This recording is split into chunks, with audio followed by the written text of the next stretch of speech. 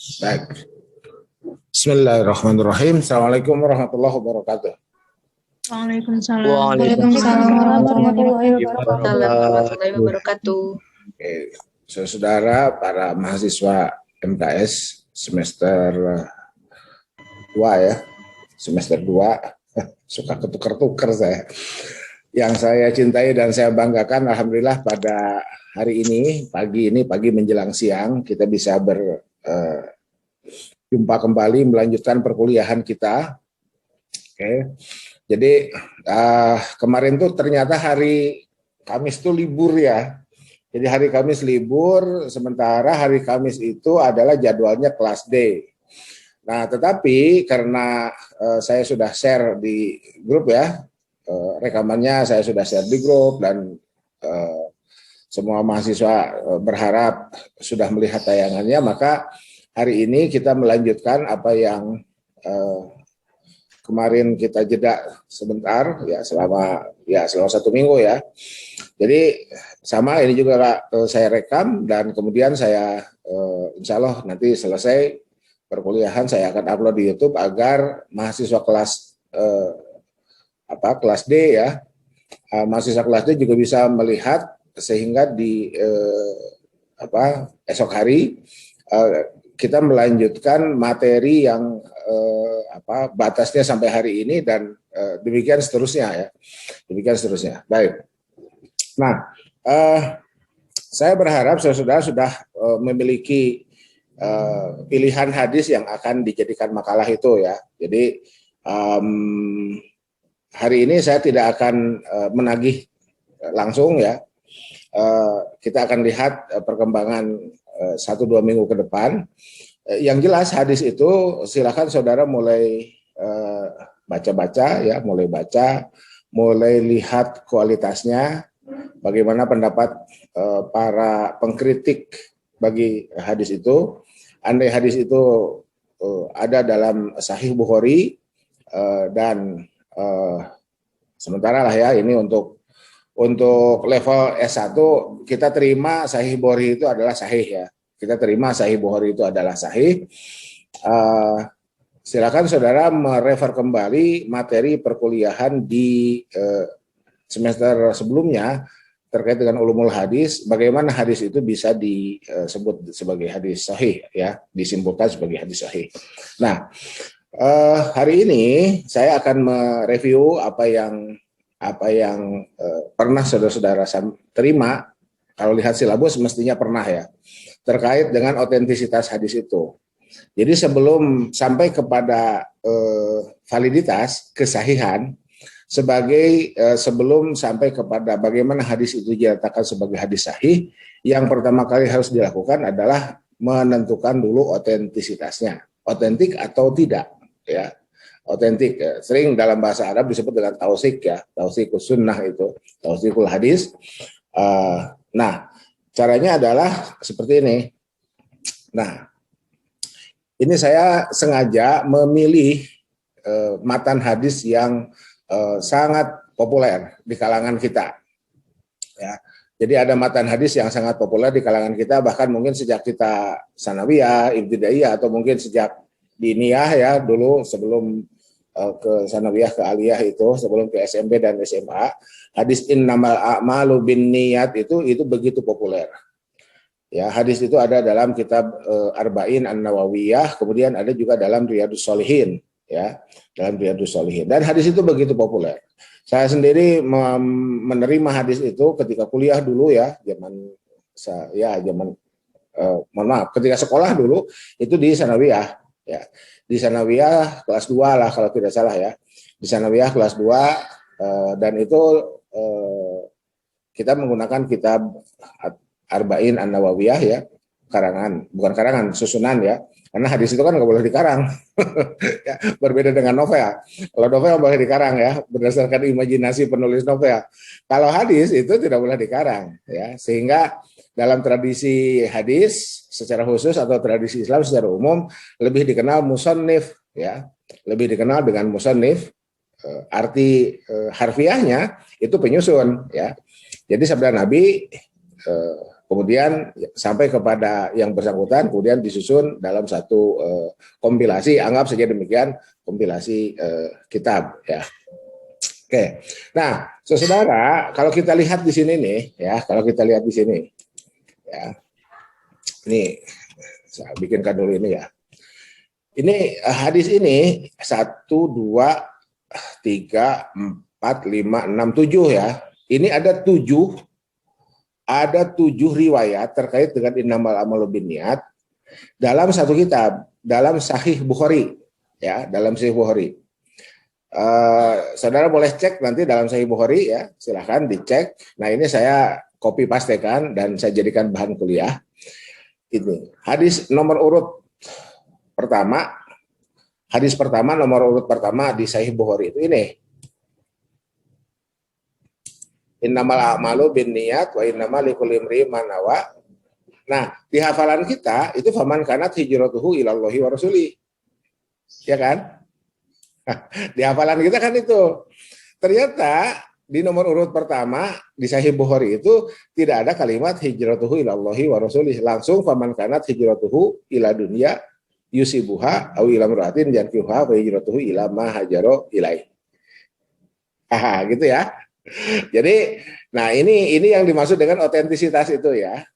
Jadi otentik itu sebagaimana kita melihat ayat Al-Quran dalam Al-Quran. Ya. Nah demikian juga hadis. Hadis dikatakan otentik jika kita melihat teks hadisnya dalam kitab-kitab hadis yang tempo hari saya sebut sebagai Al-Masadirul Asliyah. Ya. Al-Masadirul Asliyah itu oleh Fazlur Rahman diterjemahkan ke dalam bahasa Inggris menjadi the original sources, sumber-sumber original, sumber-sumber asli. Ya, itu diterjemahkan oleh Fazlur Rahman seperti itu. Nah, ukurannya adalah kitab itu lengkap menyebutkan hadis. Si Januar, halo, lengkap menyebutkan hadis, sanad dan matannya. Ya, nah ini. Jadi kan sanad apa matan sudah di ulumul hadis ya. Andai ada yang mau ditanyakan silahkan ditanyakan ya ke saya. Baik.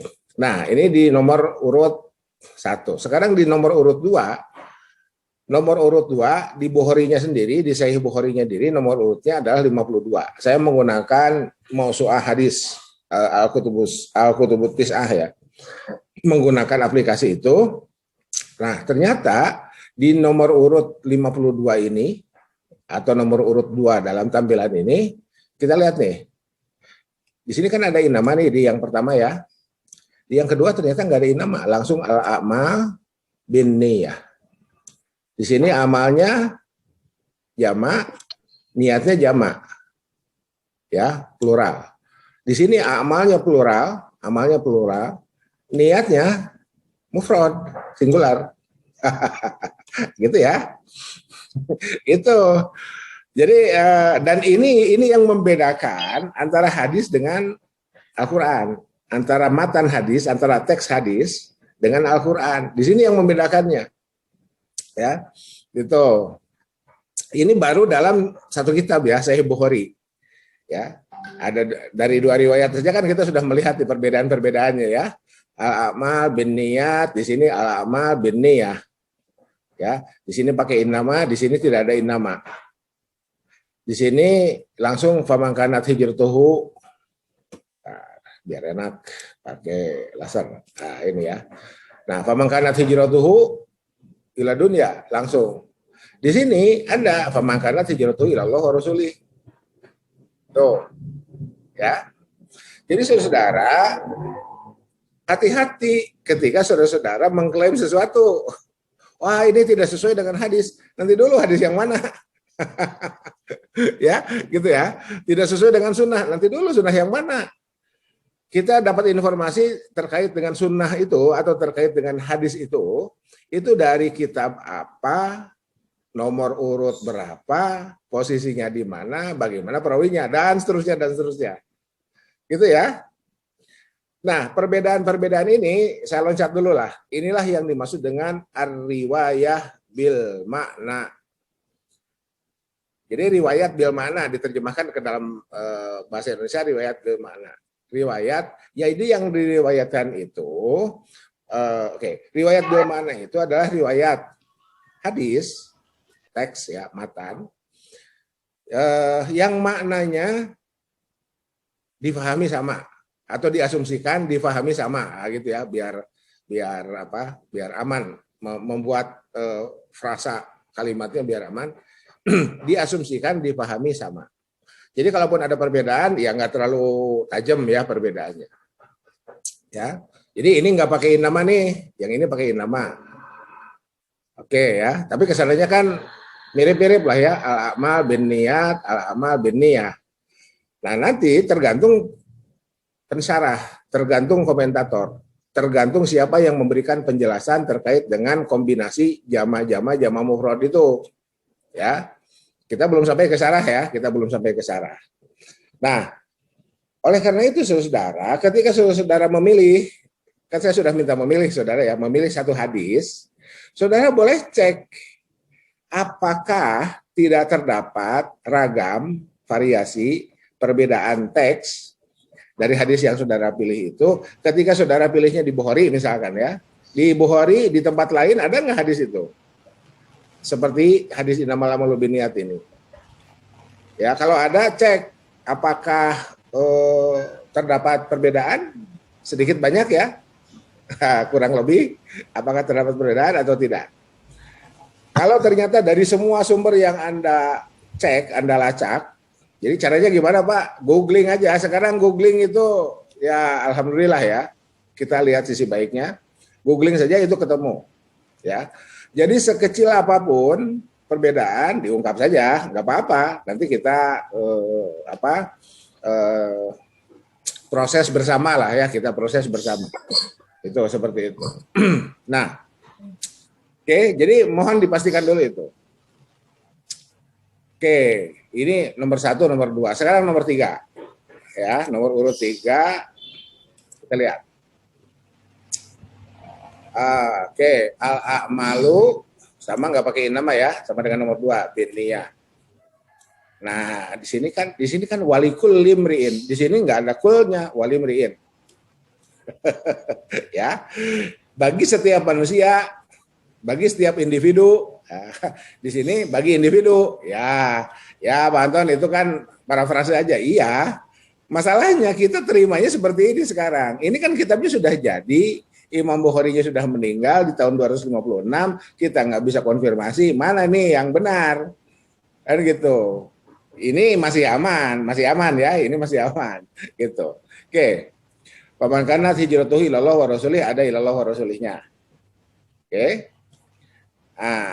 Sebentar. Sebelum ke sini. Oke, sini dulu nih. Au ilam ru'atin yankihuha ya, ini ya. Yankihuha di sini yatazawwajuha. Oke, di sini yatazawwajuha. Itu ya. Artinya sama-sama. Itulah yang dimaksud dengan riwayat bil makna. Maknanya sama. Ya, kosakatanya berbeda. Clear ya? Itu. Fa hijratuhu ila ma hajara ilaih. Oke. 1 2 3. Kemudian kita lihat di sini. Al-amal bin niyah sama ya. Ini sama itu maksudnya saya gini, ininya jama', ininya mufrad. Jadi ada di yang sebelumnya ini. Nah, sekarang lihat faman kanat hijratuhu ila dunya. Ya. Di sini faman kanat hijratuhu ila Allah wa rasulih. Jadi terbalik. Ya, kayak yang dilokir gitu loh, ya, kayak yang dilokir, susunan kalimatnya, susunan katanya seperti yang dilokir. Nah, ketika saudara semester 1 belajar ulumul hadis, yang terbalik itu namanya hadis apa? Ada yang ingat? Maklub. Ya, hadis maklub. Maklub itu kan artinya terbalik. Hadis maklub secara teoritis dhaif. Secara teoritis ya. Jadi nilai asal hadis maklub itu dhaif. Pak Anton, ini kan ada di Bukhari. Iya, ini ada di Bukhari. Oleh karena itu, ketika kita menentukan dhaif atau tidak, lihat dulu apakah yang maklub itu, yang terbalik itu secara kandungannya itu bermasalah tidak ketika kita bandingkan dengan redaksi yang tidak maklum itu. Kalau bermasalah, kita hukumin dhaif. Kalau tidak, ya sudah, ya kita hukumi, kita ikutkan hukumnya, kita ikutkan nilainya, kualitasnya dengan hadis yang susunan katanya lebih aman, gitu ya. Tuh. Nah, contohnya mana ini, ya. Jadi ya sudah, kan ini kan hanya tertukar tempat, Nah, mungkin di antara saudara ada yang bertanya begini, Anton, itu kenapa macam-macam ya redaksi itu dan dituliskan semua oleh Imam Bukhari. Nah, dalam teori riwayat ini kembali merefer ke semester 1 ya. Ada apa? Ada konsep fabalaghahu kama sami'ahu. Ya, fakatabahu kama sami'ahu. Akhirnya kan begitu, kita kembangannya begitu. Jadi seseorang yang menerima riwayat hadis dari gurunya, dia, dan itu menjadi kriteria thiqah ya, kriteria kredibilitas keterpercayaan seorang perawi, seorang periwayat hadis, dia akan menerima ya, kalau dibuat ekstrim pernyataannya ekuivalen, ya apa yang dia terima dari gurunya dia akan terima ekuivalen, kemudian dia menghafalnya ekuivalen dengan hafalan gurunya itu, kemudian dia akan menyampaikan kepada murid-muridnya generasi berikutnya ekuivalen dengan apa yang dia terima dari gurunya itu. Fabalaghahu kama sami'ahu. Itu ya. Itu seperti itu. Ya. Kenapa ada teori begitu? Ya karena hadis itu sabda Nabi. Ya. Jadi kalau kita ketat sebagaimana Al-Qur'an tidak boleh sebetulnya. Ada perbedaan redaksi. Kalau kita mau ketat ya, itu. Tapi karena sabda Nabi itu. Jadi gini, wa may yantiqu anil hawa in huwa illa wahyu yuha, itu terkait dengan wahyu. Jadi wa may yantiqu anil hawa, apa yang diucapkan oleh Nabi itu konteksnya adalah wahyu ya, teks wahyu. Makanya teks wahyu itu hari ini kita terima seragam. Ya, ada dinamika di awal, itu ada dinamika sebelum kemudian menjadi rasam atau mushaf Utsmani itu ya, ada dinamika. Tapi kemudian untuk teks ayat Al-Qur'an itu terselesaikan jauh lebih awal pada masa Khalifah Utsman. Gitu ya. Nah, untuk hadis kalau kita mau mengungkapkan dalam tanda kutip ya, terlambat, ya boleh jadi begitu. Ya. Karena Nabi sendiri itu kan ada yang menyampaikan, Nabi sampaikan di hadapan orang banyak. Ada yang Nabi sampaikan sifatnya kasuistik. Masalah si A itu kan belum tentu sama dengan masalah si B. Masalah si B belum tentu sama dengan masalah si C dan seterusnya. Sehingga kasuistik. Nah, oleh si A, apa yang didengar dari Nabi disampaikan kepada orang lain yang juga memiliki masalah yang sama. Begitu seterusnya, terakumulasi sampai kemudian hadis sampai pada masa Khalifah Umar bin Abdul Aziz. Jadi kurang lebih 100 tahun. Ya. Nah, pertanyaan berikutnya, apakah pada masa sahabat hadis belum ditulis? Sudah.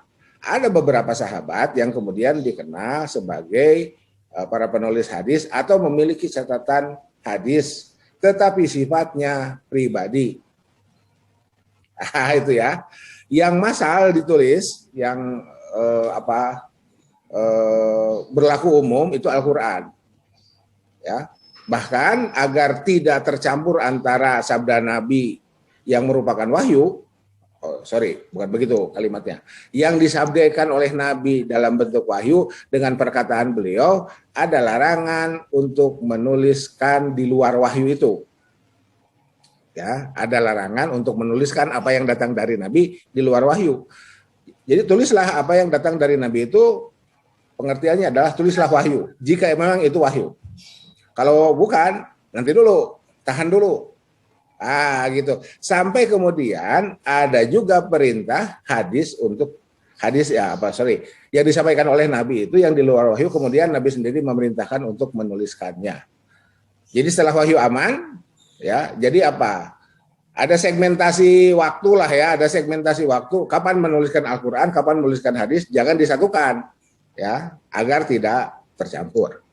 Itu diantara penjelasan yang bisa kita terima. Nah, oke, lanjut dulu ke sini. Sekarang nomor urut 4682. Jadi 1 2 3 4 5 ya. Ini nomor 1 2 3 4, ini 5 lah ya. Oke. Kita lihat al-amal bin niyah. Jadi mufrad. Enggak pakein nama. Oke, terus ini yankihuha lagi tuh. Ya. Ini yatazawajuha, ini yankihuha. Yankihuha sama dengan yang nomor 1 kan. Berikutnya ini ada innama, ada amalnya zaman, niatnya mufrad, terus ini yatazawajuha. Ya. Terus di sini yang ini nomor 6, nomor 7. Nah, di sini. Sami itu Nabi sallallahu alaihi wasallam yaqul. Ya. Sami itu Umar bin Khattab radhiyallahu anhu yaktubu. Jadi Umar berkhutbah, ya mungkin khutbah Jumat atau apa ya, di sini nggak dijelaskan. Nanti kita lihat di syarahnya. Qala sami'tu Nabi sallallahu alaihi wasallam yaqul. Umar berkata, aku mendengar Nabi sallallahu alaihi wasallam bersabda, ya ayyuhan nas. Gitu ya. Ya ayyuhan nas. Nah, pertanyaan berikutnya, siapa yang mengatakan ya ayyuhan nas itu? Apakah yang mengatakan ya ayyuhan nas itu adalah Umar? Karena di sini disebut sebagai yaktubu itu ya, sedang berkhutbah, atau memang Nabi sendiri menyampaikannya di depan orang banyak?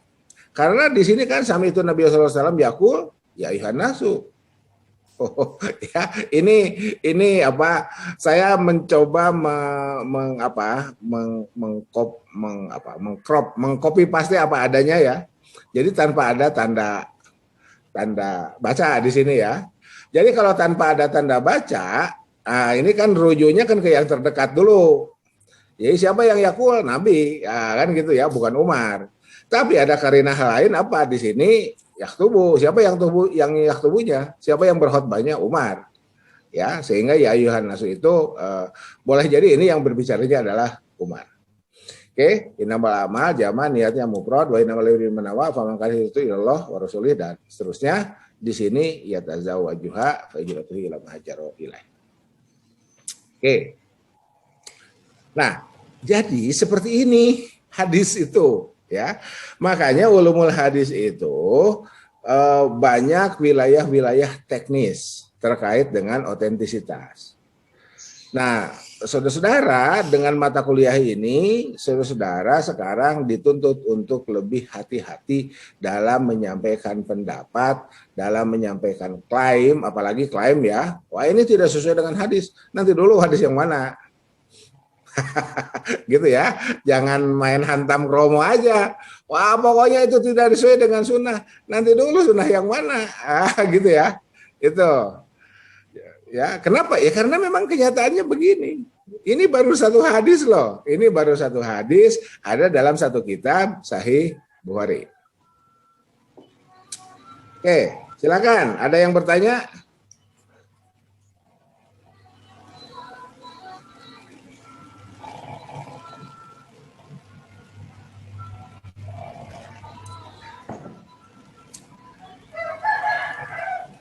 Oke, lanjut. Lanjut, Pak. Lanjut, Pak. Lanjut. Oh, oke. Baik, kita lanjut ya. Nah, sekarang nah ini ya. Jadi yang macam-macam itu, mari kita lihat jalurnya. Ini Saudara. Oke, jalurnya itu ini nih. Jadi Bukhari itu kan wafat 256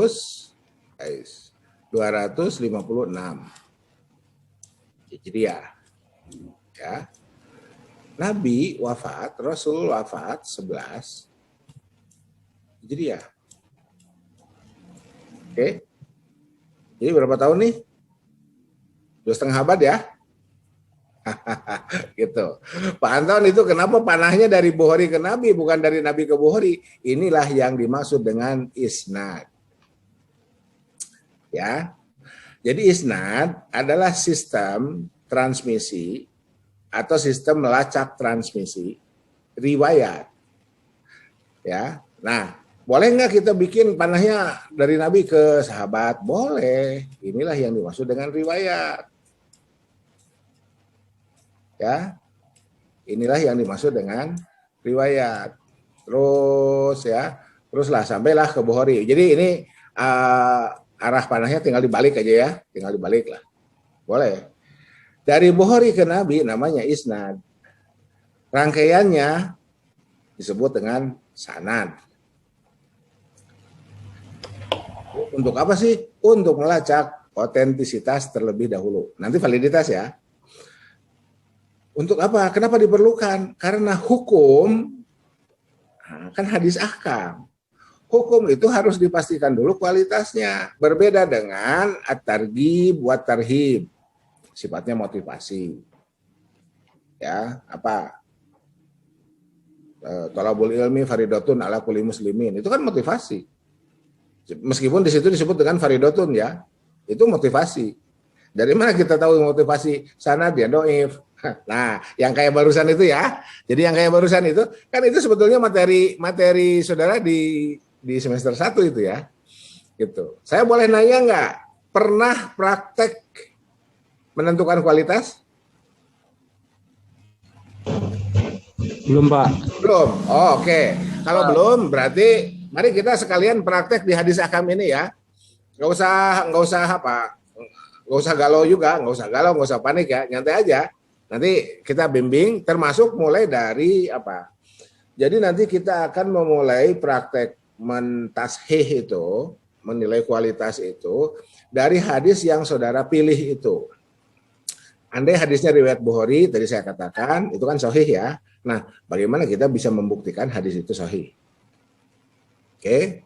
Jadi hadis itu dikatakan sahih, mana qalahu adlun, tamud dobdi, muttasilus sanad, ghair mu'allal wala syadz. Itu ya. Hadis yang diriwayatkan oleh seorang yang adil. Adil ini konsep loh ya. Konsep ulumul hadis adil itu berbeda dengan ya agak berbeda lah ya, agak berbeda dengan konsep di luar ulumul hadis. Islam, balik, berakal, menjaga muru'ah. Nah, itu ya. Itu yang dimaksud dengan adil itu. Terkumpulnya 4 kriteria paling tidak yang barusan. Islam, balik, berakal, menjaga muru'ah. Pak Anton, apa yang disebut dengan muru'ah? Muru'ah itu adalah kesan yang timbul yang kalau dilanggar, kesan yang timbul. Jadi saya misalkan seorang perawi hadis, tiba-tiba ya, saya jalan sambil makan sambil jalan. Gitu ya. Kan gimana perawi hadis kok makannya sambil jalan? Ya meskipun tidak haram tapi yang begitu-begitu itu ya itu. Jadi mohon diperhatikan ya. Ya seperti saudara itu mahasiswa UIN ya, Universitas Islam Negeri. Tiba-tiba malam-malam berduaan bukan muhrim. Ya, kita mungkin tidak boleh menuding zina ya selama tidak menghadirkan 4 saksi, selama tidak ketangkep basah itu ya, gitu. Tapi itu kan nanti ada kesan yang timbul. Masa sih mahasiswa UIN Bandung, UIN se-Indonesia atau PTKI malam-malam bukan muhrim berkholwat, gitu ya. Itu seperti itu. Oh enggak Pak, ini lagi ngerjain tugas. Ya ngerjain tugas, is okay, enggak apa-apa. Ya, pilihlah tempat yang terang benderang. Di situ kita ajak teman yang lain sehingga peluang orang menuding yang negatif itu gitu ya, itu terhindarkan. Nah, seperti itulah muru'ah itu ya. Jadi kalau orang tidak menjaga muru'ah, ini konsepsi ulumul hadis ya, maka perkataannya Ya, dipermasalahkan. Kasarnya, jangan diterima perkataannya. Orang dianya sendiri nggak jaga muruah kok. Ya, gitu ya. Jadi hati-hati itu. Ya. Oke. Jadi kembalilah ke sini ya. Oke. Ya, oleh karena itu saudara-saudara, jadi apa tadi? Mana kalau adlun, adil ya. Yang kedua apa? Tamud dobti, sempurna dobitnya, ya. Adobdunya, orangnya disebut dobit, ya. Seperti apa sempurna? Ya seperti tadi itu. Fabalagohu kama sami'ahu. Saya mendengar dari guru saya satu frasa, jepret. Ya, satu frasa terdiri dari berapa lah? 10 kata. Satu kalimat terdiri dari 10 kata. Guru saya menyatakan bla bla bla bla bla, kemudian saya terima, saya hafal, saya tulis, saya hafal di luar kepala, bla bla bla bla bla, sama dengan yang saya terima dari guru saya. Giliran saya kemudian menjadi guru, saya sampaikan ke murid-murid saya sebagaimana saya terima dari guru-guru saya. Ya, ekstrimnya ekuivalen. Ingat ya, ekuivalen ya. Ekuivalen itu bukan sama dengan itu kan 2. Ini sama dengan ya, ini sama dengan. Kalau ekuivalen, gini kan. Nah, sama persis. Gitu ya. Jadi itulah tingkat akurasi itu, tingkat akurasi seperti itu. Nah, oleh karena itu saudara, dari sini kita bisa membuat narasi bahwa Imam Bukhari itu memang akurat. Kenapa? Karena ada 7 macam yang dia terima dari gurunya dan dia sampaikan, dia tuliskan dalam catatannya sebagaimana dia terima dari guru-gurunya itu. Oke? Itu seperti itu. Nah, siapa saja guru Bukhari itu? Ya ini.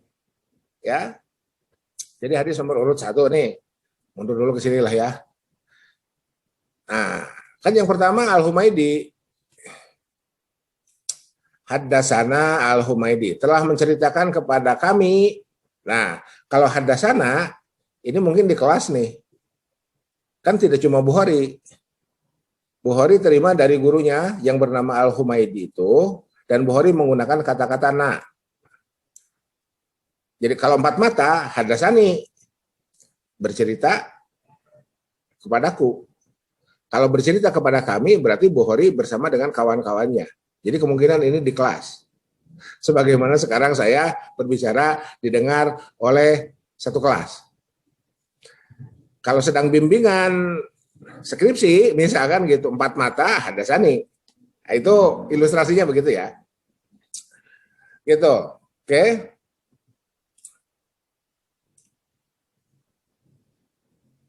Oke. Nah, jadi guru yang pertama Al-Humaidi. Ini ya. Ini guru yang pertama. Guru yang kedua Abdullah bin Maslamah. Mana ini? Ini guru yang kedua. Guru yang ketiga ini nih ya, Muhammad bin Kasir. Mana Muhammad bin Kasir di sini? Oh ini. Ini guru yang ketiga. Guru yang keempat siapa? Musaddad. Mana Musaddad? Ini. Guru yang kelima Yahya bin Qaza'ah. Guru yang kelima.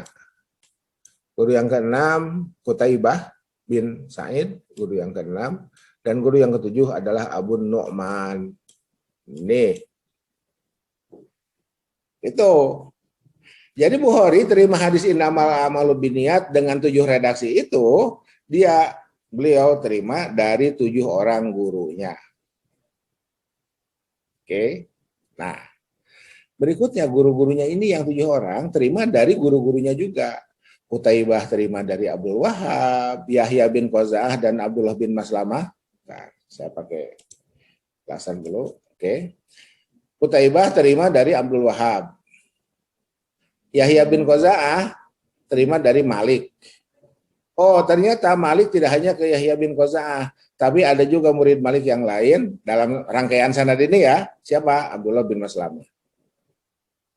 Ya, Yahya bin Qaza'ah dan Abdullah bin Maslamah punya murid Bukhari. Qutaibah punya murid Bukhari. Ya. Berikutnya Al-Humaidi beliau terima dari Sufyan. Kemudian dan seterusnya sampai dengan Hamad bin Zaid dan seterusnya ya. Ini. Oke. Jadi 7 orang menerima dari 1, 2, 3, 4. Yang 4 orang ini menerima dari seorang, siapa? Yahya bin Sa'id. Bermuara di Yahya bin Sa'id. Yahya bin Sa'id terima dari Muhammad bin Ibrahim. Muhammad bin Ibrahim terima dari Alqamah. Alqamah terima dari Umar. Umar terima dari Nabi Shallallahu Alaihi Wasallam. Tuh.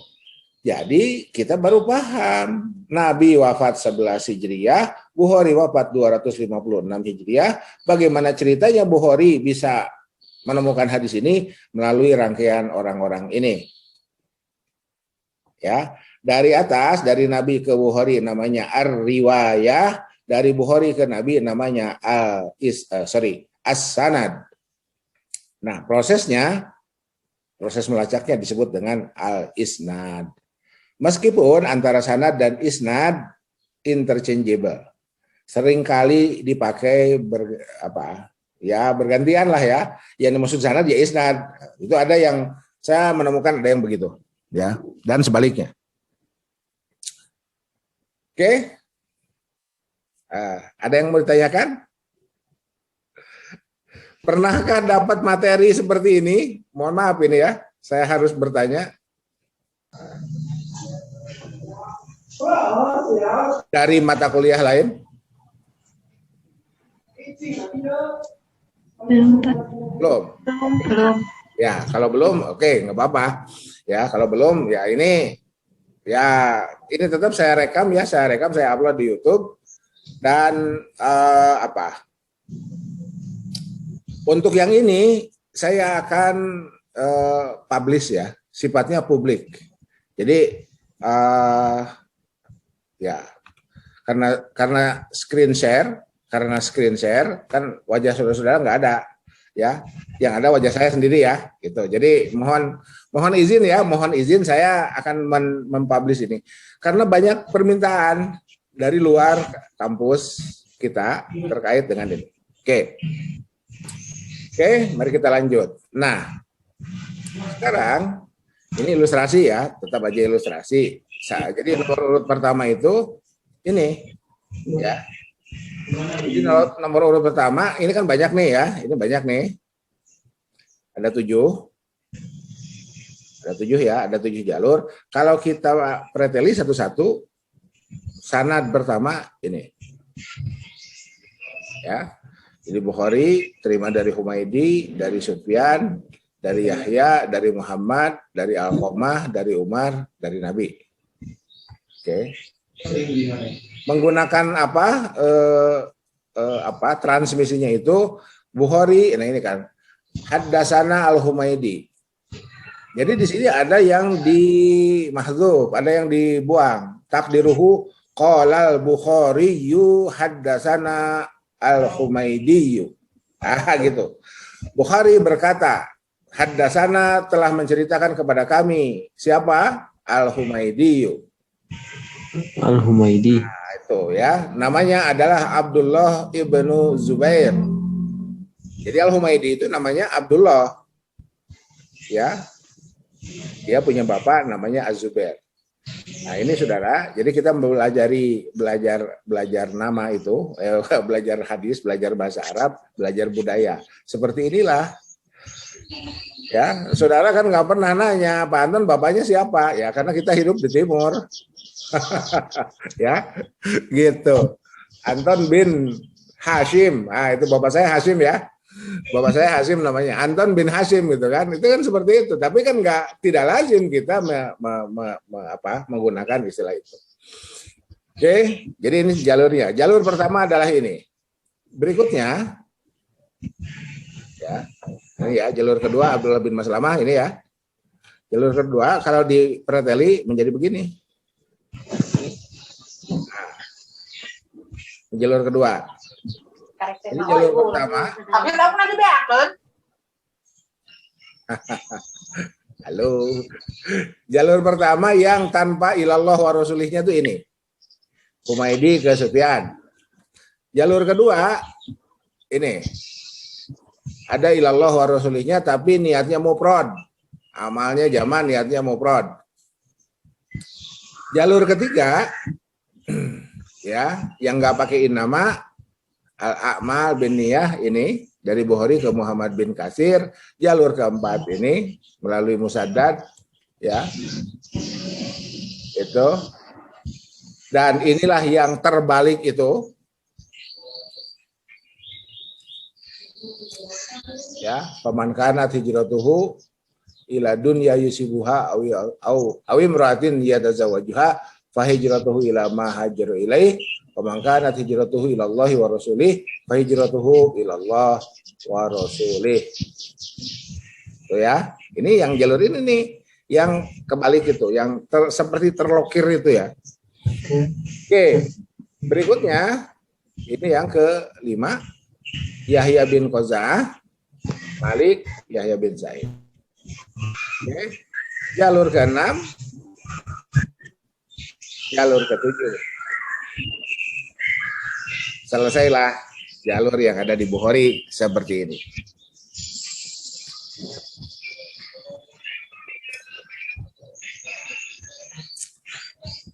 Oke. Silakan, ada yang mau bertanya dulu? Bisa dipahami ya?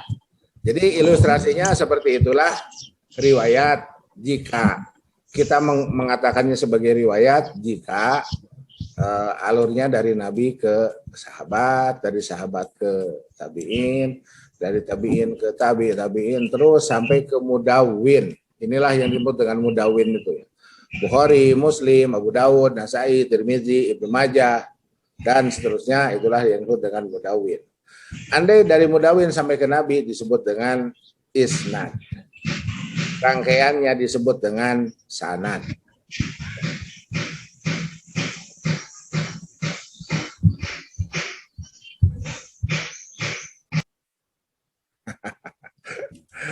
Pak, saya mau bertanya, Pak. Ayo silahkan. Kalau yang di Arba'in, itu berarti ngambilnya yang mana, Pak? Nah, kalem. Nanti ada ya, nanti ada tampilannya. Oke, mari kita lanjut. Nanti dulu. Ada yang lain? Makasih udah bertanya itu ya. Makasih udah bertanya itu. Jadi kalau ada bertanya seperti itu, berarti Anda paham. Lantas kalau Arba'in ngambil dari mana? Lantas kalau Riyadus Sholihin ngambil dari mana? Kan gitu. Oke. Ya. Lantas kalau Bulughul Maram, Anda di Bulughul Maram Anda temukan ngambil dari mana? Oke. Iya, Pak, beda-beda. Iya, itu keren tuh, pertanyaan tuh keren ya. Oke. Ada yang lain? Sama hadis-hadis yang lain, Pak. Gimana? Untuk cara ngambilnya bagaimana gitu, Pak? Apakah ada persamaan atau ada perbedaannya gitu, Pak? Nah, oleh karena itu, oke, makasih ya udah bertanya. Jadi Anda pilih aja dulu satu, sedapatnya aja dulu. Nanti kita cek sama-sama. Oke? Nanti kita cek sama-sama nih. Anda menemukan hadis tentang apa? Tentang X di kitab apa? Di Bulughul Maram misalkan. Anda pegang aja dulu itu hadis. Ya, cari terjemahannya, Anda pahami dulu. Nah, mari kita cek sama-sama. Nanti di pertemuan berikutnya ya. Nanti insya Allah ya. Nanti kita cek sama-sama. Apakah hadis ini paling tidak teks matanya ada ragam, ada variasi atau tidak. Itu. Jadi yang pertama Anda cek dulu Anda pegang dulu hadis itu, baru kemudian nanti kita akan cek sama-sama. Dan mata kuliah ini, yang materi sekarang ini sedang menuju ke sana. Ya, sedang menuju ke sana. Oke? Oke, lanjut dulu deh. Berikutnya, oke, ini ilustrasi ya. Ini ilustrasi nih, saya kasih. Iya, HP, tak. Itu kuliah. Yang mana pada kuliah. Nih, saya kasih warna ya. Saya kasih warna sebentar. Nah, ini ya. Jadi Al-Humaidi itu ini. Jadi ini menjadi apa? Menjadi bahan ajar. Nanti saya share itunya PowerPoint-nya ke WA group ya. Jadi Al-Humaidi ini kan biru. Nah, ini ya. Biru, ini teks matanya. Kemudian yang kedua itu Abdullah bin Maslamah, ini ungu. Ini ya. Yahya bin Qaza'ah. Yang ketiga ini apa? Muhammad bin Katsir ya. Muhammad bin Katsir mana? Ini. hijau, ya. Kemudian Musaddad ini apa? Pink. Nah, Musaddad pink. Kemudian Yahya bin Qaza'ah ini apa? Coklat muda. Ini. Kemudian Qutaibah bin Sa'ad ini kuning. Ini ya. Kemudian yang terakhir Abu Nu'man ini apa? Abu ya. Ini abu grey. Nah, ini. Nah, kita bisa melihat membandingkan masing-masing riwayat dalam Sahih Bukhari tentang niat ini ternyata ada ragamnya. Oke. Lanjut dulu sebelum ke menjawab pertanyaan tadi. Ini adalah riwayat dalam Sahih Muslim. Dan dalam Sahih Muslim tidak berulang sebagaimana dalam Sahih Bukhari. Nomor urut di Sahih Muslim berdasarkan mausu'ah hadis Syarif Nabawi Al-Kutubut Tis'ah itu nomor urutnya adalah 3530. Oke. Nah, di Muslim ini ya, innamal a'malu binniyah. Amalnya jamak, niatnya jamak, niatnya mufrad. Di sini ada innama. Oke. Wa innamal limri'in ma nawa, faman kana hijratuhu ila Allahi wa rasulih fa hijratuhu ila Allahi wa rasulih. Jadi ada hijrah ila Allahnya dan ila rasulihnya. Wa rasulih fa hijratuhu ila Allah wa rasulih. Maka hijratuhu lidunya yusibuha aw imratin yatazawwajuha fa hijratuhu ila ma hajaru ilaihi. Oke. Nah, di Muslim lanjutannya hadasana kembali. Gitu ya. Jadi ini ya. Mohon diperhatikan lanjutannya hadasana kembali. Hadasana kembali berarti Muslim kembali melakukan isnad. Menuliskan rangkaian sanad yang terkait dengan riwayat hadis niat ini yang diterima dari gurunya, dari guru-gurunya, dan dari guru-gurunya itu terus sampai ke atas. Ya, di sini Muslim terima dari Abdullah bin Maslamah. Dan kita tahu nama Abdullah bin Maslamah itu sudah muncul di Bukhari.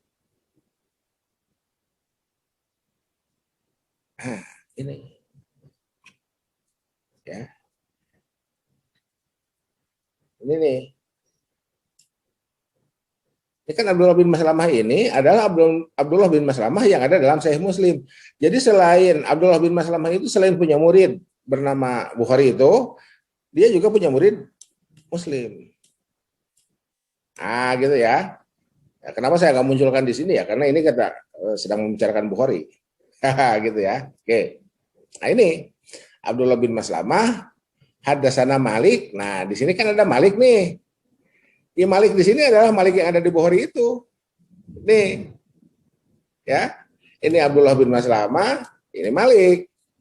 Dari Malik ke Yahya terus ke atasnya sama. Di Muslim adalah apa yang ada di Bukhari setelah sekian generasi ke atas itu. Ini ya, Abdullah bin Maslamah, Malik, Yahya bin Sa'id, ya, Muhammad bin Ibrahim, Alqamah, Umar. Rasul. Gitu ya. Gitu. Jadi nyabangnya dari mana? Nyabangnya dari Abdullah bin Maslamah itu. Abdullah bin Maslamah punya murid diantaranya Bukhari dan Muslim. Di Bukhari ketemu sanadnya yang tadi, hadisnya yang tadi, di Muslim kita menemukan ini. Oke. Lanjut. Berikutnya, ternyata Muslim terima juga dari guru-gurunya yang lain dan berbeda dengan Bukhari. Siapa? Ini. Nih ya. Muhammad bin Rumhin bin Muhajir. Muhammad bin Rumhin terima dari Al-Lais. Oke? Sekarang kita lanjutkan dulu deh, biar ilustrasinya muncul. Sepret. Saya sengaja kasih merah itu. Ada huruf H. Ini belum kehapus, sorry. Ada huruf H, artinya tahwilus sanad. Ini mohon maaf ya, nulisnya pakai mouse jadi ya. Tahwilus sanad, sanad berpindah. Jadi setelah H itu adalah nama guru Imam Muslim berikutnya. Demikian juga kalau kita temukan di Bukhari, kita temukan di Abu Daud, kita temukan di An-Nasai, di Tirmizi, di Ibnu Majah, kita temukan dalam Al-Masadir Asliyah itu, ketika kita menemukan sanad, di situ ada huruf H, berarti jalur kembali ke awal, kembali ke awal jalur dengan guru yang berbeda. Saudara terima kuliah dari saya, saudara terima kuliah dari siapa? Pak Denny misalkan gitu ya. Nah, itu. Itu ya. Oke, itu ilustrasi lah. Oke, mari lanjutkan. Nah, ini Abdullah bin Maslamah bin Qanab dari Malik, dari Yahya bin Sa'id, terus ke atas sampai ke Rasul. Oke. Berikutnya jepret. Ya, ini jepretnya di sini ya. Jepret nih. Oke. Ini yang pertama nih ya, Abdullah bin Maslamah bin Qanab tuh ini. Ya, ini. Checklist ya. Oke, sampai dengan ila mahajaru ilai. Berikutnya hadasana Muhammad bin Rumhin. Muhammad bin Rumhin ini nih. Oke. Akhbarona Al-Lais. Al-Laisnya ini. Ya, ini Abdullah bin Maslamah bin Qanab terima dari Malik. Muhammad bin Rumhin terima dari Al-Lais. Di sini ada hak lagi, tahwil lagi. Wa hadasana Abu Robi. Abu Robinya ini. Ya. Hadasana Hamad bin Zaid. Hamad bin Zaidnya ini. Di sini ada hal lagi. Wa hadasana Muhammad ibnul Musanna. Mana? Ini. Muhammad ibnul Musanna. Hadasana Abdul Wahab As-Saqafi. Wa hadasana Ishaq bin Ibrahim. Ishaq bin Ibrahim. Ini. Akhbarona Abu Khalid. Abu Khalid. Saudara bacanya panjang ya. Ishaq bin Ibrahim. Ishaq bin Ibrahim. Kenapa nggak ada alif di sini? Karena dalam teksnya begitu. Nih. Ya. Resepnya begitu. Ya udah. Oke, Abu Khalid Al-Ahmar. Ini. Namanya adalah Sulaiman bin Hayyan. Ya. Namanya Sulaiman bin Hayyan. Di sini ada hal lagi, wa hadatsana Muhammad bin Abdullah bin Numair. Mana? Ini. Hadatsana Hafaz. Hafaz yakni Ibnu Qiyas dan jadi Muhammad bin Abdullah bin Numair gurunya dua. Ini terima hadis dari dua orang gurunya. Kemudian mana? Ini Yazid bin Harun ini ya. Ini Yazid ini. Kok Zaid? Yazid ya ini. Aduh, salah tulis. Sorry. Yazid. Sebentar.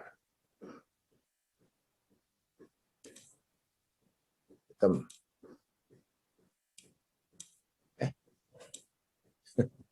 Pen. Hitam. Nah, ini ya. Yazid. Yazid bin Harun. Terus, oke, balik lagi ke merah. Siapa mana? Wa hadatsana Muhammad bin Al-Ala. Muhammad bin Ala. Muhammad Abdul Ala. Ini. Hadatsana Ibnu Mubarak. Terima dari Ibnu Mubarak. Wa hadatsana Ibnu Abi Umar. Ibnu Abi Umar. Hadatsana Sufyan. Oke. Selesai ya. Sampai sini lihat seterusnya kulluhum an Yahya bin Sa'id. Kulluhum itu ini nih ya. Abdul Wahab, Muhammad bin Zaid, Al-Lais, Malik terus sampai Sufyan dari sini sampai sini. Sorry. Ya. Nah, ini an Yahya bin Sa'id. Yahya bin Sa'idnya ini. Makanya jalurnya seperti ini. Oke. Nah, ini yang dipilih oleh Imam Muslim bi isnadi Malik. Nih, Malik itu mana ini? Abdullah bin Maslamah ke Malik, bukan yang lain. Demikian juga wa makna hadisi, dan makna hadisnya. Inilah yang dimaksud dengan riwayat bil makna itu. Jadi kalau Imam Bukhari tidak memilih redaksi matan, kalau Imam Muslim memilih redaksi matan. Jadi redaksi matan yang ada di Imam Muslim ini, mana ini, sampai ila mahajiru ilai, sampai sini ya. Ini mana tadi? Bi isnadi Malik wa mana hadis. Ini nih, karena di sini ada hadasana Malik. Siapa Malik di sini?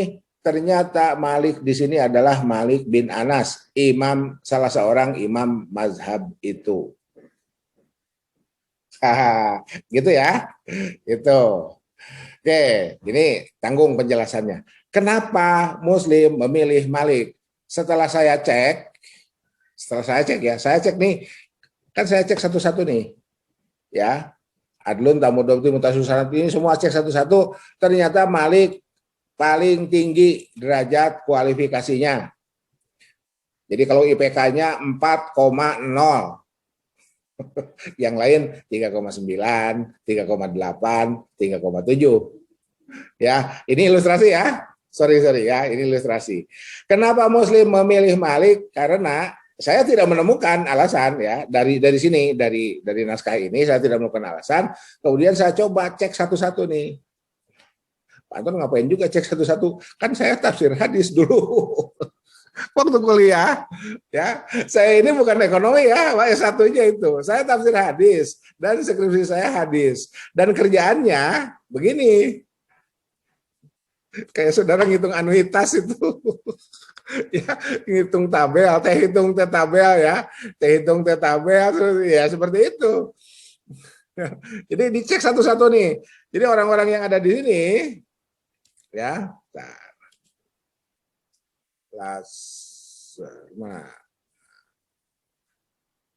coba ini deh, bisa ya. Nah, orang-orang yang ada di sini ini dicek di benchmark, itu ya, di benchmark, dijejerkan satu-satu itu, dicek biografinya itu, ya. Setelah diakumulasi, mulai di benchmark orang per orang, si A dengan si B dengan si C, dan seterusnya begitu, ketemulah saya menyimpulkan Malik itu ausak, paling sikoh. Jadi kalau IPK 4,0 summa cum laude, tidak hanya cum laude tetapi summa cum laude. Bahkan kalau perlu dengan penghargaan tambahan, gitu ya. Wisudanya itu. Ilustrasi ya, sorry ya. Itu ilustrasi. Itu seperti itu. Ya. Nah, ini jadi ini ya. An Yahya bin Sa'id bi isnadi Malik, ini Yahya bin Sa'id ini ke Malik ini, tidak ke yang lain yang dipilih itu. Matan ini ya, matan innamal a'malu binniyat ini. Tuh. Ya. Andai pertanyaan tadi ya. Andai pertanyaan tadi kita nggak lihat dulu Arba'in, nggak lihat dulu Riyadhus Shalihin. Andai pertanyaan tadi mau dijawab dengan ini, Pak Anton, lantas kita mau pilih yang mana? Jadi pertanyaannya ke data yang ada di Sahih Bukhari, kita jawab dengan data yang ada di Sahih Muslim. Gitu. Oke? Nah, gitu dulu ya. Oke. Nah, sebetulnya selesai kuliahnya. Nah, sekarang karena tadi ditanyakan, mari saya buka dulu Paririmbon. Saya buka dulu Google Drive itu. Itu ada di Google Drive. Bentar ya. Scan. Oke, saya harus buka dulu Google Drive. Oh kan, sudah kelacak kan, nyari skema Muslim. Ya.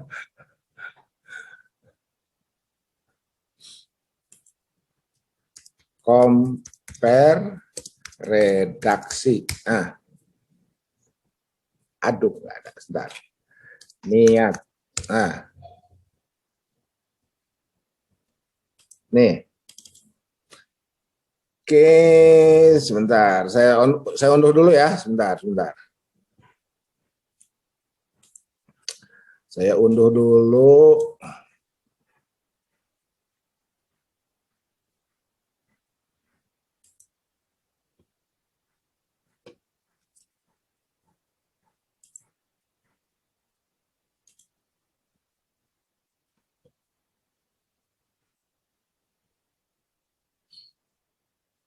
Oke.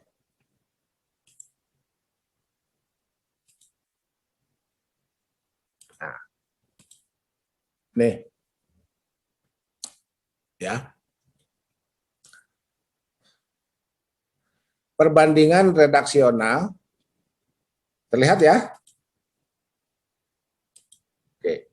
Perbandingan redaksional. Nah, biar mantap layarnya nih. Matan hadis niat antara matan yang terdapat dalam Arba'in Nawawi dengan kitab-kitab induk Masadir Asliyah. Nah, saudara, mari kita lihat dalam Arba'in Nawawi atau Riyadhus Shalihin, anggap saja demikian. Ini redaksinya ini nih. Innama, ada amal, ada niat, amal jama, niat jama. Wa innama likulli imrin ma nawa, faman kanat hijratuhu ila Allah wa rasulih, dan seterusnya. Ya. Saya kasih warna. Ini yang biru. Nih. Sini ya. Bukhari 1. Yang apa ini? Marun. Ini ada di Bukhari 52 dan di Muslim 3530. Terus wa man kana hijratuhu lidunya, ini apa? Hijau ya. Bentar. Halo? Nggak perlu bantuan? Nah, ya, yang hijau ini ada di Bukhari 52 dan di Muslim. Di Bukhari nomor 1 nggak ada yang hijau itu. Ya. Awi meratin yankihuha ada di Bukhari 1 ya, dan yang tadi itu ya, yang musaddad itu ya. Kemudian fa hijratuhu ila ma hajara ilaih ada di Bukhari 1, ada di Bukhari 52, ada di Muslim 3530.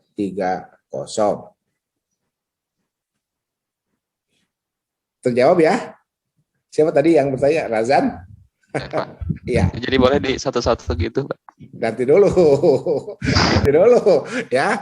Jadi gini, kalau pendekatannya hukum itu positivistik. Kita terima apa adanya. Oke? Jadi seperti inilah dalam Nawawi, seperti inilah dalam Riyadhus Shalihin dan kitab-kitab lain. Ketika dibandingkan dengan kitab-kitab Masadir Asliyah, ternyata ada ragam. Nah, pertanyaannya siapa yang bertanggung jawab? Gitu ya. Ini siapa yang bertanggung jawab? Kok jadi macam-macam begini? Saudara, harap dipahami bahwa zaman Bukhari hidup, zaman Nawawi hidup, zaman para mujahid akademik hidup itu, belum ada mesin cetak. Clear? Itu dulu ya. Karena belum ada mesin cetak, maka kita kembali ke yang tadi. Nah, ini ya. Kembali ke yang tadi ini. Saya kasih ilustrasi baru deh. Bentar. New share. Oke. Ini Nabi Sallallahu alaihi wasallam. Jebret ke Bukhari. Ya, ini singkat cerita lah ya. Ke Bukhari, ke Muslim, ke Abu Daud, dan seterusnya.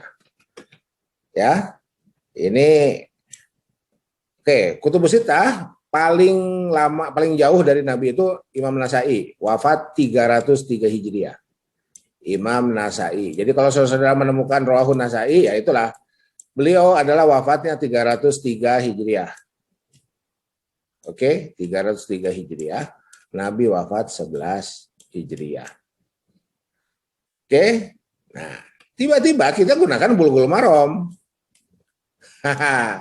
Ini ilustrasi ya. Ibnu Hajar. Ibnu Hajar, wafat 852. Jadi ya. Oke, dalam Bulughul Maram Ibnu Hajar ada hadis rawahun Nasai.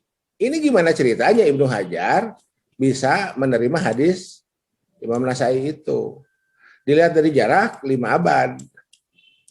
Saudara, naskah yang ditulis oleh para mujahid akademik ini itu ditulis dengan cara disalin. Kebayang tuh 5 abad disalin. Oleh siapa? Oleh muridnya. Oleh siapa? Oleh murid-muridnya. Oleh siapa? Oleh murid-muridnya. Terus sampailah ke Imam Ibnu Hajar. Dari para imam hadis ini. Jadi tradisi menulis, menyalin, mengembangkan, mensyarah, memberi komentar, itu adalah tradisi para ulama. Clear ya?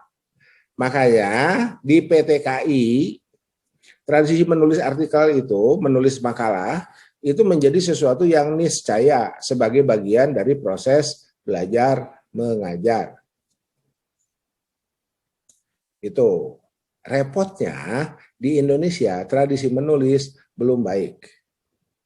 Harus dipaksa. Kalau nggak nulis, nggak lulus. Gitu ya. Jadi kan kayak masyarakat primitif. Kalau dipaksa, diancam, itu kan kayak masyarakat primitif. Mestinya kan nggak usah dipaksa, nggak usah diancam. Nulis saja sebagai sebuah kebutuhan, sebagai needs. Ya, menulis itu sebagai needs. Gitu. Nah, sekarang di sini mahasiswa MKS mau nulis skripsi. Ya. Oke, mahasiswa MKS mau nulis skripsi. Skripsinya tentang apa? Mudorobah, misalkan begitu. Ya, mudorobah. Tuh. Ya, saya kembali ke Sunan Ibnu Majah. Oke. Saya stop share dulu ya. Nih. Tuh, gelap nih. Nih Sunan Ibnu Majah ya. Terbalik. Nih Sunan Ibnu Majah. Nyari mudorobah ini berapa halaman nih Sunan Ibnu Majah ini? Jilid yang pertama ini 2 jilid ya. Hampir 550, berarti sekitar 1000 halaman lah. Nyari 1000 halaman dari halaman 1 sampai halaman akhir dicari. Ya, ini Pak Anwar udah ada bab-babnya. Iya, tabwib itu kan belakangan. Ya, ditabwib, ditahqiq belakangan. Itu kan tidak terlalu efisien dari aspek waktu. Oleh karena itu dipilihlah, mana tadi?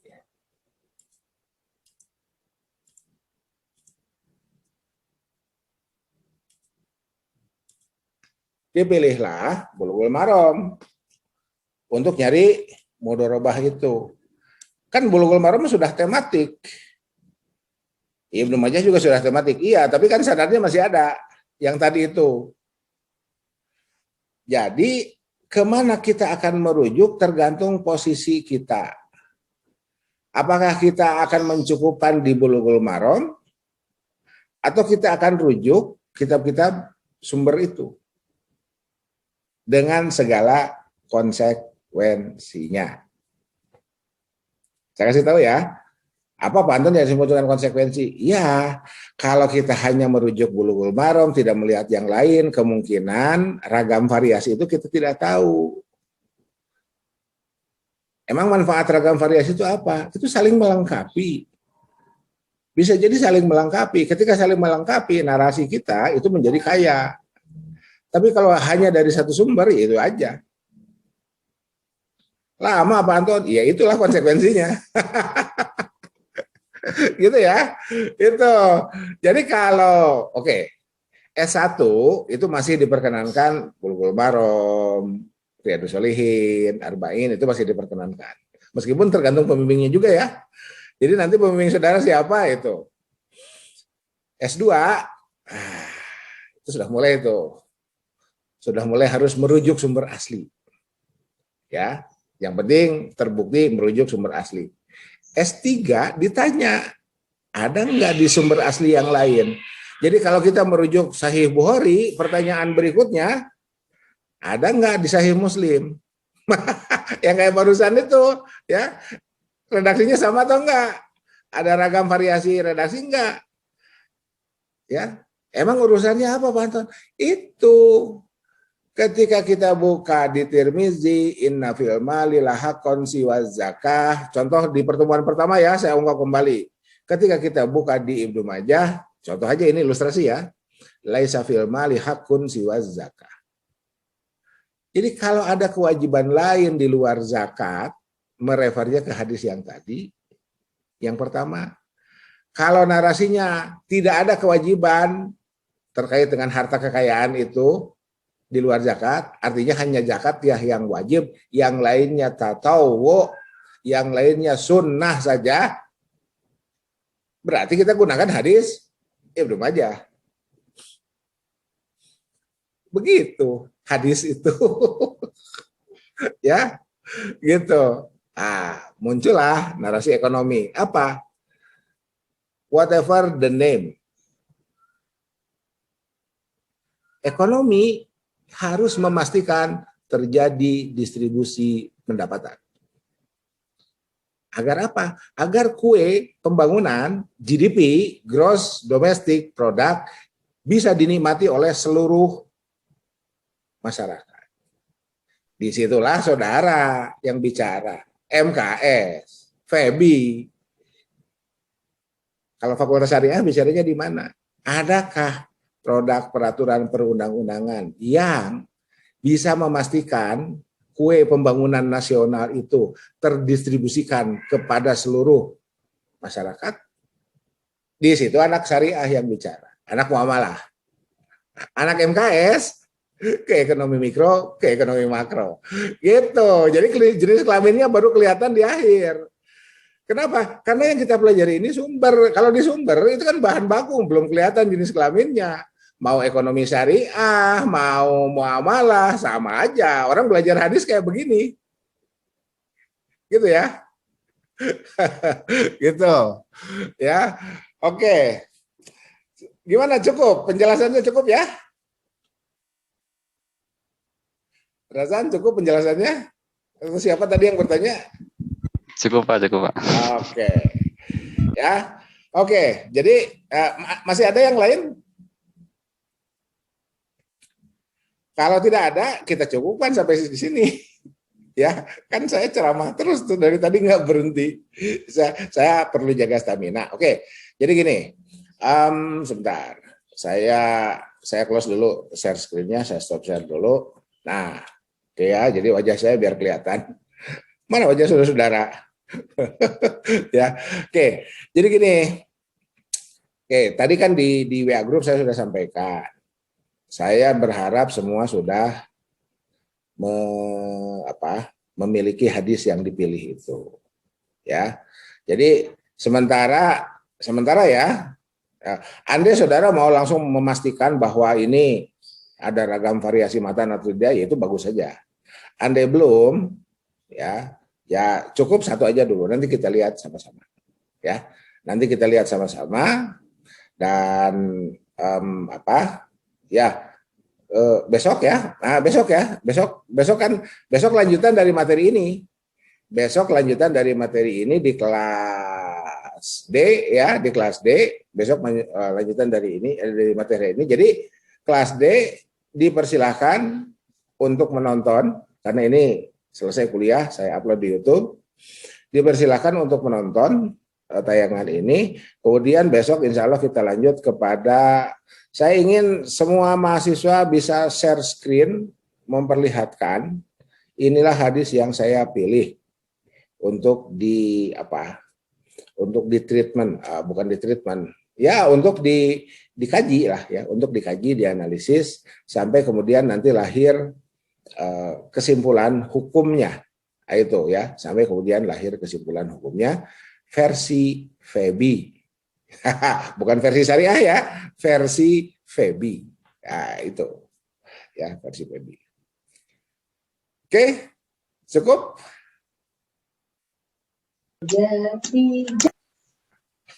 Gimana Putri? Oke, kalau cukup kita tutup.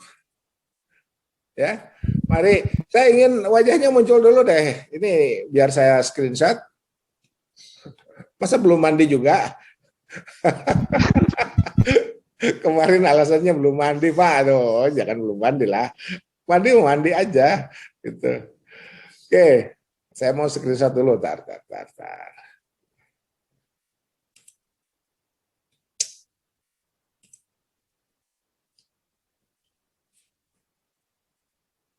Kemarin tuh saya nguji. Saya nggak perlu sebutkan fakultas mana ya. Saya nguji. Ya biasa ujian itu kan pakai jas, pakai dasi ya. Mahasiswanya ya ada sih yang pakai jas, tapi nggak semua. Yang jelas tanpa dasi. Itu. Jadi, mahasiswanya tanpa dasi, pengujinya pakai dasi.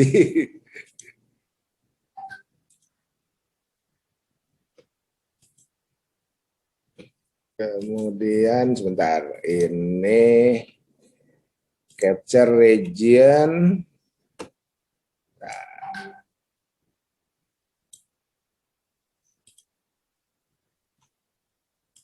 Kemudian masih satu, ternyata ada ini ya, ada dua layar.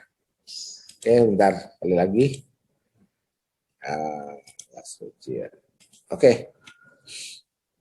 Oke. Ya. Kita tutup, betul? Iya, Pak. Oke. Iya, Pak. Mari kita sama-sama baca doa kafaratul majelis. Subhanakallahumma wa bihamdika asyhadu Taufik wal hidayah billahi fisabilil haq. Nasrul minallah wa fatun qarib wa basyiril sabirin wallahul muwaffiq ila aqwamit thoriq. Wassalamualaikum warahmatullahi wabarakatuh. Waalaikumsalam warahmatullahi wabarakatuh. Warahmatullahi wabarakatuh.